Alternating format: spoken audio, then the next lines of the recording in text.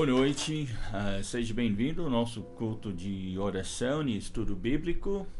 Estamos alegres que vocês estão assistindo, né, os cultos regulares da igreja, todos os irmãos da igreja. Nós mandamos um grande abraço virtual, né, para todos os irmãos e temos orado por vocês. Estamos alegres que podemos ter essa ferramenta, né, poder encontrar juntos e congregar e cultuar a Deus e ouvir a sua palavra. Então, agora na quarta-feira nós estamos finalizando um estudo que nós começamos há poucas semanas, que fala sobre nosso Deus, né? Como Deus é fiel. Fidelidade de Deus realmente é o motivo, né, que nós procuramos ser fiéis e que nós podemos confiar no Senhor. E nós começamos nosso estudo em Lamentações capítulo 3, Lamentações capítulo 3, e hoje, se Deus quiser, nós vamos fechar esse estudo e começar um novo estudo no próximo quarta-feira, e nós queremos incentivá-los a encaminhar, né, esses vídeos para outras pessoas com quem você quer alcançar com a palavra de Deus. Então, Lamentações capítulo 3, versículo 22 a 23, fala sobre a fidelidade de Deus. Diz que as misericórdias do Senhor são a causa de não sermos consumidos, porque as suas misericórdias não têm fim. Novas são cada manhã, grande é a tua fidelidade. Então, Deus é fiel. Então, como o Carlos Spurgeon disse, Deus, ele não dá as coisas e depois toma de volta, né? E não existe um motivo justo para alimentarmos a menor dúvida. O amor, a palavra e a fidelidade de Deus são coisas certas. Então, Deus é fiel para conosco e nós temos muitos exemplos disso na Bíblia. Hoje nós vamos ver o último exemplo em 1 João capítulo 1, mas já temos falado, né, sobre como Deus é fiel em seu caráter. Deus permanece fiel mesmo quando nós não somos fiéis, mas a sua fidelidade é baseado na sua aliança para conosco e também é baseado no seu amor eterno. O seu amor para conosco é incondicional. Então ele é fiel, e a sua fidelidade não depende de nós. E depois nós vimos como Deus é fiel em cumprir as suas promessas, como diz, apeguemo-nos com firmeza a esperança que professamos, pois aquele que prometeu é fiel. Então as promessas de Deus são completamente confiáveis, e muitas vezes nós limitamos a Deus de operar em nossas vidas por falta da nossa confiança e compromisso com a sua palavra, mas ele, mesmo assim, ele é fiel. E depois nós vimos o último culto sobre como Deus é fiel em guardar da tentação, na hora da tentação. Como diz em 1 Coríntios 10, versículo 3, e não veio sobre vós tentação, senão humana, mas fiel é Deus, que não vos deixará tentar acima do que podeis. Antes, com a tentação, dará também o escape, para que possais suportar. Então, como diz em 2 Tessalonicenses, mas o Senhor é fiel, e Ele os fortalecerá e os guardará do maligno. Então, graças a Deus, mesmo que a tentação atinja a vida de toda pessoa, Deus, Ele é fiel, né, para nos socorrer no momento da tentação. Aí nós vimos como nós somos tentados em toda a área, mas Deus nos dá os passos para sair da tentação. Primeiro, reconhecer a sua fraqueza e se submete a Deus. Resiste com a palavra de Deus. Então deixe que a palavra de Deus realmente fazer parte da sua vida. E depois seja vigilante, né? Procure a saída. Então Deus sempre dá o escape. Mas mesmo quando nós temos pecado, Deus é fiel mesmo assim. E veja aqui em 1 João capítulo 1, ele é fiel em nos perdoar, como diz, veja o versículo 5 até o versículo 10, a palavra de Deus diz em 1 João capítulo 1, e a partir de versículo 5. E essa é a mensagem que dele ouvimos e vos anunciamos, que Deus é luz e não há nele trevas nenhumas. Se dizermos que temos comunhão com ele e andarmos em trevas, mentimos e não praticamos a verdade.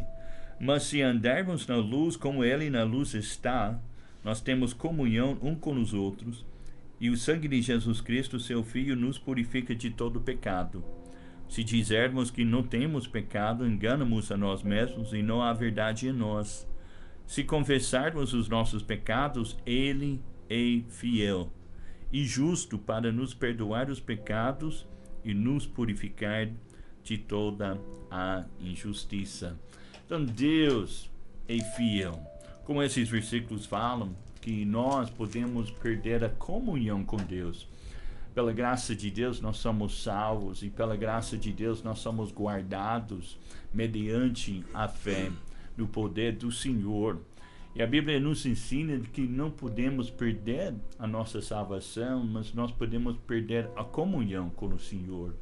Você já sentiu momentos que Deus está mais presente e outros momentos que Ele não está? Então, às vezes, nós perdemos aquela comunhão com o Senhor. Às vezes, nós não temos aquela proximidade, porque às vezes nós permitimos que ou um pecado, ou atitudes, ou algo entre em nosso Deus que rompe aquela comunhão com o Senhor.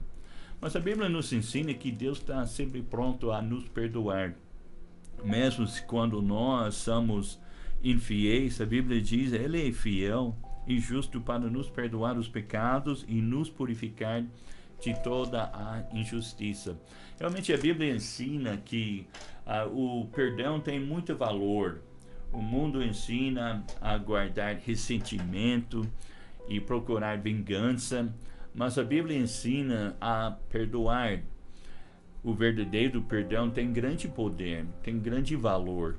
Então, o perdão que salva. Então, para ter a salvação, você precisa do perdão de Deus. Quando Deus nos perdoa, nós recebemos a vida eterna.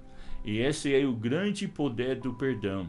O perdão também pode salvar de uma vida de culpa e desespero. Quando você experimente o perdão de Deus, é como se fosse um peso sendo tirado das suas costas e se sente mais aliviado. Como Jesus diz, vinde a mim todos os que estáis cansados e sobrecarregados, e eu vos aliviarei. Então venha a Jesus e recebe o perdão de Deus, e a pessoa sente aquele peso do pecado tirado das suas costas. Mas também no perdão se multiplica. Se Deus perdoou os seus pecados, também nós, você, deve perdoar os pecados de outras pessoas. Quem não perdoa ainda não entende o perdão de Deus. Quem perdoa também ensina a perdoar e mostra um caminho melhor que o ressentimento. Em Marcos capítulo 11, versículo 25, aí a Bíblia diz, quando estiverdes orando, perdoai, se tendes alguma coisa contra alguém, para que vosso Pai que está nos céus vos perdoe as vossas ofensas. Então nós devemos estar dispostos a perdoar. A nós, principalmente que temos experimentado o poder de Deus, nós sabemos o poder do perdão. Como que o perdão pode libertar. Mas quantas pessoas que são ligados, né, num ressentimento, amargura, rancor, porque não consegue perdoar. Mas o perdão liberta. Como Jesus diz, mas se vós não perdoardes, também vosso Pai que está nos céus não perdoará as vossas ofensas. Então no perdão se multiplica. Mas também no perdão gera amor, né? Quando você entende quanto foi perdoado, você sente gratidão e descobre um amor mais profundo de Deus. O perdão transforma o ódio e sentimento em amor. Como diz em Lucas capítulo 7, a Bíblia fala sobre uma mulher que provavelmente, essa mulher, como a Bíblia diz, ela tinha uma reputação uma má fama. Ela foi conhecida naquela cidade, né, como uma mulher pecadora, uma pessoa, né, do mundo. Mas aquela mulher, quando ela sentiu o perdão de Jesus, ela chegou na casa de um fariseu onde Jesus estava jantando, e ela caiu aos pés de Jesus, e ela lavou seus pés com suas lágrimas e enxugou com seu cabelo. E aquele fariseu sentado ali, ele falou: Jesus não sabe que tipo de mulher é essa. Não, ele repreendeu Jesus por ela ser uma pecadora. Graças a Deus, né, que Jesus, ele é amigo dos pecadores, sem contudo ser amigo do pecado. Ele não aceita o pecado, mas ele aceita o pecador. E como aquele passagem nos diz em Lucas 7, versículo 47, por isso te digo que os seus muitos pecados lhe são perdoados, porque muito amou. Mas aquele a quem pouco é perdoado, pouco ama. Então descubra o poder do perdão em sua vida. Deus promete aos seus filhos, em Salmo 89, que ele será fiel, mesmo quando abandona a lei, mesmo quando abandona o caminho do Senhor. Deus está pronto para receber com braços abertos o perdão dele, e a misericórdia dele não tem fim, porque nossos pecados não tem fim. A gente não para de pecar. Mas a Bíblia diz em Salmo 89, versículo 30 e 34, se os seus filhos abandonarem a minha lei e não seguirem as minhas ordenanças, se violarem os meus decretos e deixarem de obedecer os meus mandamentos, com a vara castigarei o seu pecado e a sua iniquidade com açoites, mas não afastarei dele o meu amor. Jamais desistirei da minha fidelidade. Não violarei a minha aliança, nem modificarei as promessas dos meus lábios. Então a Bíblia diz: não afastarei. Deus não afastará o seu amor, né? Jamais vai desistir da sua fidelidade. Sabe, irmãos, a religião reforma a vida, mas a salvação e o perdão transforma a vida. Nós não somos reformados, nós somos convertidos, né, pelo poder de Deus, o poder de perdão. Não há pecado tão grande que ele não pode purificar, e não há pecador tão mau que ele não pode salvar. A Bíblia diz que ele pode salvar até o mais distante pecador, o mais pior pecador que você pode imaginar. Às vezes a pessoa fala: mas pastor, você não sabe o que eu tenho feito na minha vida. E realmente eu nem preciso saber, pois eu sei do poder do sangue de Jesus, e isso já basta. Então o poder do sangue de Jesus é suficiente para purificar qualquer pecado. O sangue de Jesus nos purifica, como diz aqui em versículo 7, nós somos purificados pelo sangue, como diz versículo 9, se confessarmos nossos pecados, ele é fiel e justo para nos perdoar os pecados e nos purificar de toda injustiça. Então Deus não importa tanto quanto com o seu passado, ele importa mais com o seu futuro. E não importa do que você tem feito, né, ele é capaz de perdoar e purificar. Eu sempre gosto da história, né, sobre um dos escritores, né, de um hino do nosso cantor cristão. Esse homem, William Cowper, ele escreveu o hino que nós cantamos até hoje, né, que diz: achei a fonte carmesim.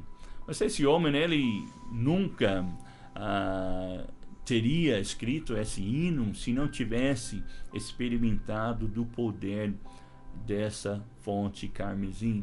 Porque esse homem, William Cowper, ele foi conhecido na sua cidade como um homem ímpio, um homem pecador. mesmo que ele tinha experiência na igreja quando era pequeno, numa igreja evangélica, e foi instruído por sua mãe, ele abandonou o caminho de Deus e ele foi vivendo em pecado. Ele frequentava um bar na sua cidade e aquele bar ficava perto de uma pequena igreja. E ele dá testemunho que uma vez ele estava sentado naquele bar e os crentes estavam subindo a rua para ir para a igreja, carregando suas Bíblias na mão. E daí ele e os demais colegas começavam a tirar sarro deles, né? E brincar, e zoar, falando, crentinhos, pastorzinho, né? Chamando a atenção deles. E daí um dos colegas naquele bar disse, vamos fazer nosso culto aqui é nossa igreja, falando do bar.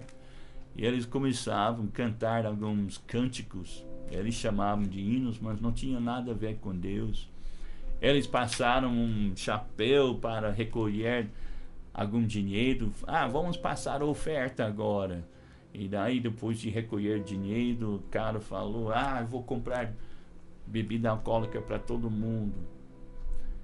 E depois um daqueles homens levantou, ele disse, vamos celebrar a Santa Ceia. E ele pegou uma garrafa de vinho daquele bar, ele levantou em cima da mesa, e ele pegou alguns lanches, alguns pãozinhos, começou a jogar para os seus colegas aí. E daí ele levantou aquela garrafa, ele disse, aqui é o sangue de Jesus. E William Cowper disse, naquele momento, ele viu aquele homem, mudou o semblante dele, e daí ele agarrou-se no seu peito, ele caiu no chão. E William Cowper falou que naquele momento, aquele homem caiu morto dentro daquele bar. Ele ficou tão assustado com aquele acontecimento que William Cowper correu para sua casa. E tendo ouvido o evangelho desta criança, ele, no seu quarto, caiu de joelhos e entregou sua vida a Jesus. Ele disse, Senhor, me perdoe, me salve. E assim que ele experimentou do poder do sangue de Jesus. E ele disse naquela mesma noite que ele abriu sua Bíblia, ele estava lendo, e ele achou uma passagem na Bíblia que fala, né, sobre a fonte carmesim, lá em Daniel.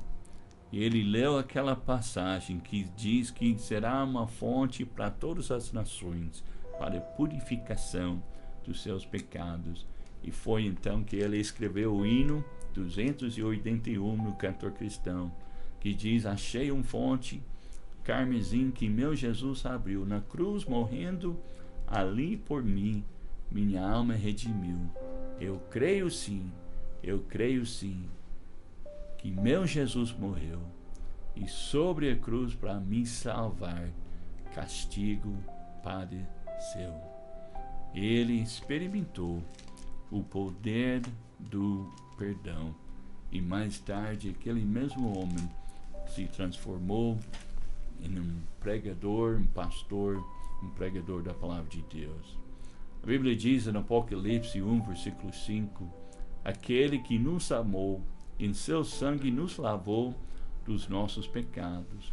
O sangue de Jesus é poderoso para nos purificar e nos perdoar de todos os nossos pecados.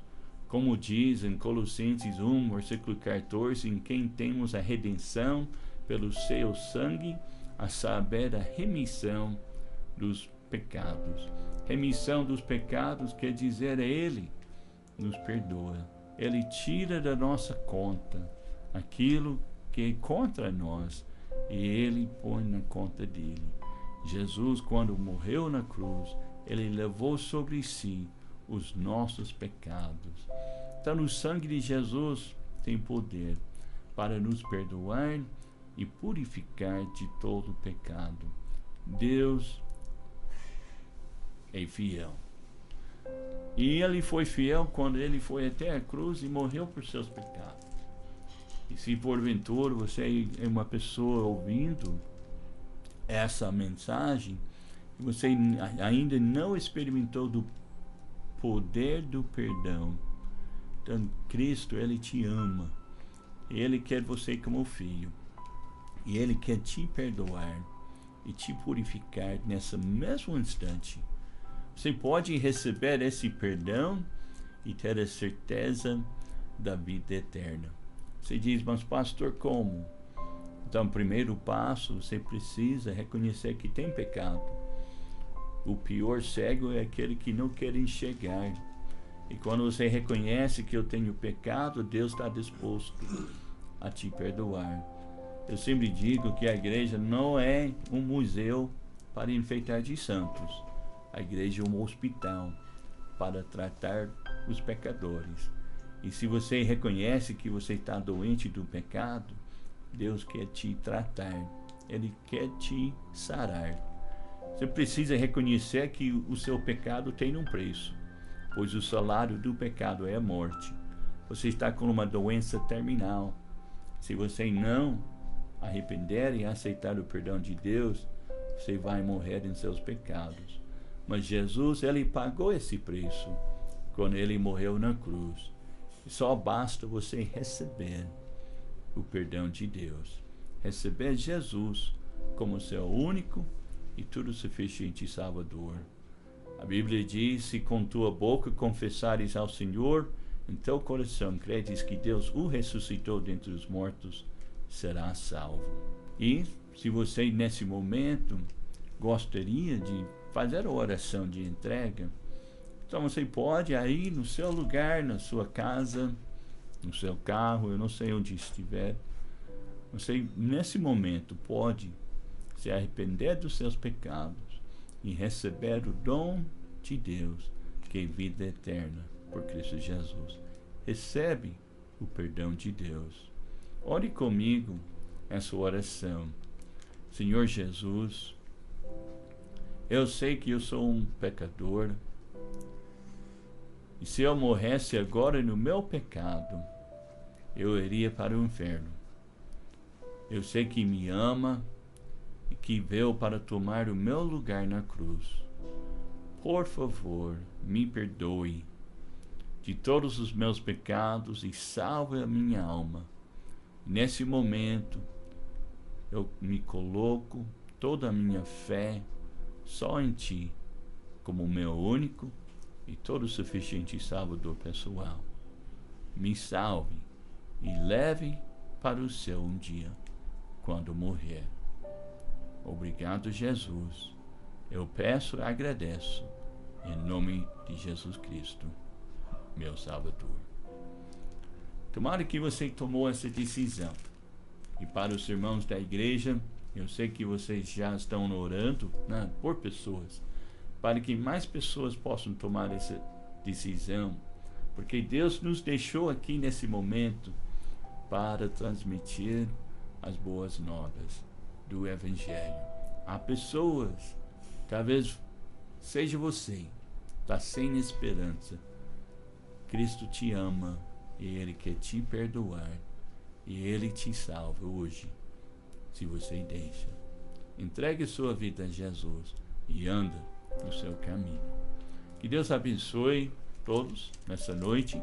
Muito obrigado por ter participado do nosso culto de oração e estudo bíblico. Mande seus pedidos de oração. Nós estaremos orando por vocês. Nós temos um novo número de WhatsApp. Daí você pode mandar os pedidos de oração, comentários, perguntas. E nós estamos sempre à sua disposição. Deus abençoe. Tenha uma boa noite.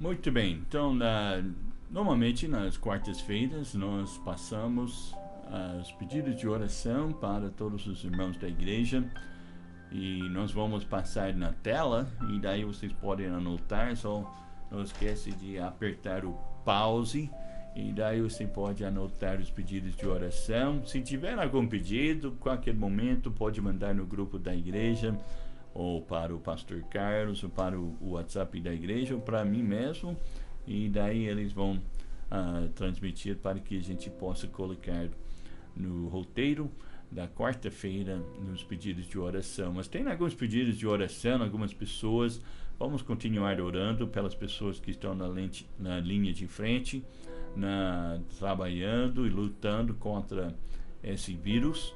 E vamos orar pelas pessoas na área de saúde, demais pessoas que estão em riscos, pessoas idosas, pessoas que estão de alto risco, pessoas, os irmãos sabem, né, algumas pessoas da nossa igreja, né, que têm algumas condições físicas que deixam de alto risco, além das pessoas mais idosas, né, nós chamamos coroas, né, da igreja.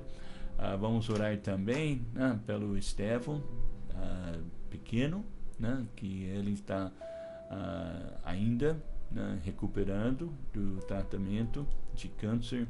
Ore também pela Micaele também, que está esperando o rim e fazer transplante. Então são pessoas de risco. A Érica passou por uma cirurgia essa semana passada, então lembra dela em oração. A mãe do Carlos, Carlos da Alessandra, né, que ela caiu de uma escada e ela sofreu um ferido, então ore por ela, eu acho que quebrou uma costela.